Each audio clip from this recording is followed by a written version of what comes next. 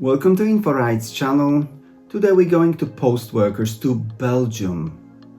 Before you do that, you need to remember about few basic requirements in order to comply with the Belgian regulations. The first is you need to declare all posted workers on the internet portal called Limosa. That's www.limosa.be. If you go to this web page, there is a very easy form that you need to fill out.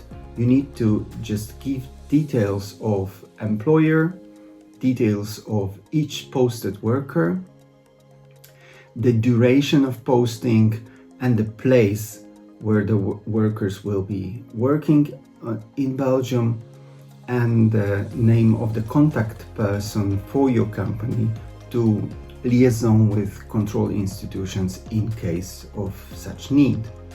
So there is very few data that you need to put in.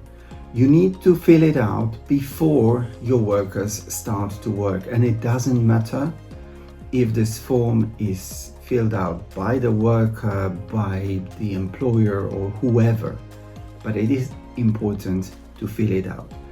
Failing to do that results in heavy fines, so it's a basic obligation. The Belgian authorities must know who is posted and for what duration of time they are posted to Belgium. That's the first obligation. The second obligation is to keep the mandatory employment conditions, and there are really very few basic areas to which you must comply with the Belgian law instead of the law that rules the employment contract. They are the so-called self-imposing rules, and you have to look them up in the Belgian legislation. Usually, by and large, they will be subject to collective labor agreements. What are they? Well, first and most importantly, the minimum wage. You need to pay the Belgian wage and not the wage of the country that you're posting your workers from. Second obligation is to keep the working time limits according to the Belgian legislation and not to your home country legislation. Third, the number of days of paid leave are according to the Belgian legislation and not your home country legislation. Next point is health and safety regulations. On site, you need to obey the Belgian regulations on that. And if you provide your workers with accommodation on the territory of Belgium, there are minimum standards of decent accommodation for workers who work far from home, and you have to obey these rules. So it's not about who pays for the accommodation. This can be regulated by your home country legislation, but it's about the standards of accommodation. Belgium's manufacturing sector falls under several joint committees, the commissions, which issue the binding collective agreements. So these are not optional. You must follow them. You have to find them and obey the rules that are in these collective agreements. Step 3 to remember about is portable document A1. Again, it's not a mandatory document.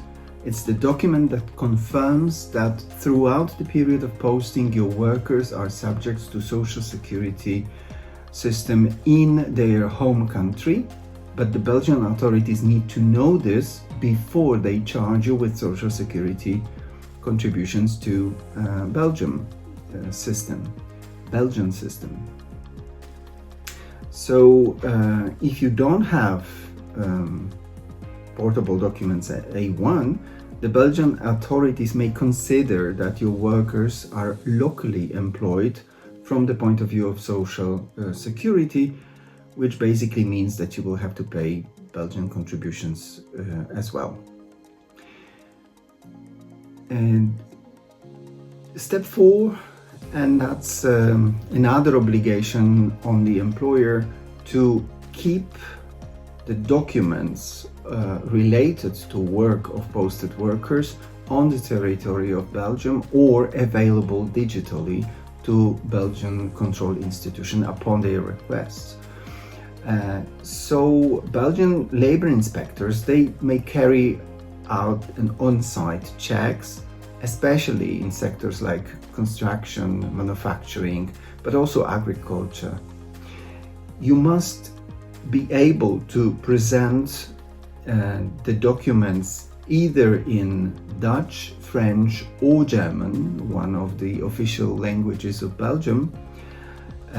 And those are the employment contracts, the timesheets and wage slips, the proof of payment of the remuneration, portable documents A1 and Limosa 1 receipt.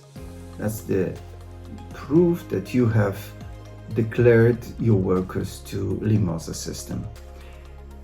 It actually prevents you from any trouble, any misunderstanding that you have put the data in, but you cannot prove it because the data is not there. If you have this proof, you are on the safe side.